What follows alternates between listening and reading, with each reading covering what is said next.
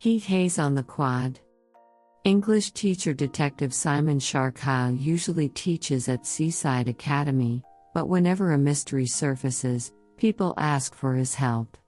By the last bell the corridor noise thinned to a hum. Olivia Hartwell lingered in 2B, stacking worksheets, when Yuna slipped in and closed the door with a careful click. That means, not gossip, help. He confessed, Yuna said, cheeks pink. Kaito from East Harbor High's robotics team, the neighboring boys' school. He's not a bad person, he says he once saved Riku.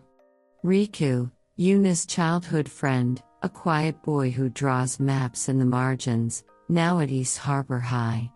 Kaito told me everything. I didn't know what to say. Tell me exactly, Olivia said, pulling a desk around. Yuna, a meticulous memorizer, recited almost word for word. Kaito said it happened during last summer vacation, at East Harbor High.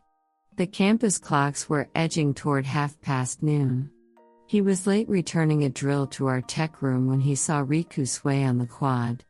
It was one of those blistering days, he told me. You could hear the sprinkler ticking across the field. I was on the second floor corridor outside our tech room, looking down into the quad. The big flag above the gym cracked like a whip as it flapped, and I noticed him swaying. From that height, the heat tremor made every figure ripple as if unsteady. He shouted it and ran. The typhoon warning had triggered an energy-saving lockdown across campus. The storm itself was still hours away, the sunlight hard and direct. Most systems were shut down, even the elevators, Kaito said. I went through the front lobby, the automatic doors opening for me. I was praying they'd open fast. I went to our nurse's office, grabbed the first aid kit, and ran back to where Riku had collapsed. The side stairwell was taped off for concrete repairs, so the lobby route was the quickest. The sun stood harsh overhead. By the razor-sharp shadow of the old sundial, I knew it was exactly 12:30. The grounds crew had polished the bronze the previous week, making the gnomon's edge look unnaturally crisp. Riku had slumped by the courtyard stairwell, where Kaito knelt to check his pulse. It was sweltering, he kept repeating. The air shimmered above the asphalt. He'd completed a CPR drill that spring, he added, maybe too quickly. And when I called his name, my breath burned dry in the sun.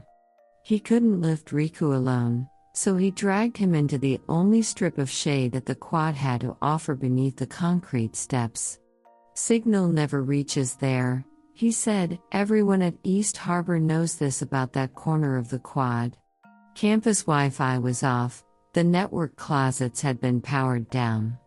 I placed a line video call so the teachers could talk me through CPR. He ended like this. During the line call, a chorus of wind chimes came faintly from East Harbor's library atrium. On breathless days the glassy atrium works like a sounding board, its chimes carried to unlikely corners. The chimes hang by those panes all summer. A teacher who heard the sound on the line contacted East Harbor's school office, and the security guard hurried over. Kaito said it felt like a gift from heaven.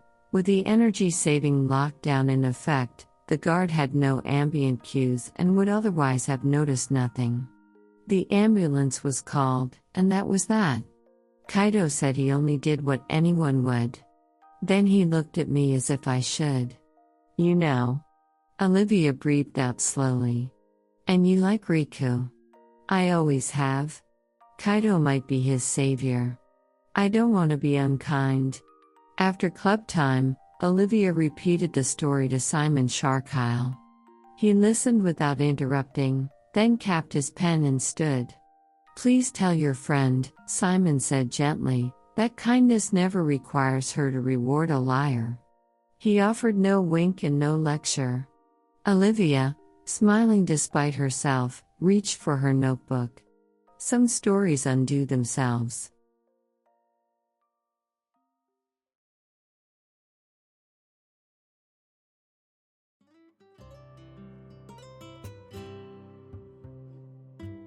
Have you solved the mystery? Do you know the answer? Submit your answer at the site below. Scan the QR code on the screen or use the link in the video description to send it in. Outstanding answers will be featured in the comments section of future videos. See you next time for another mystery.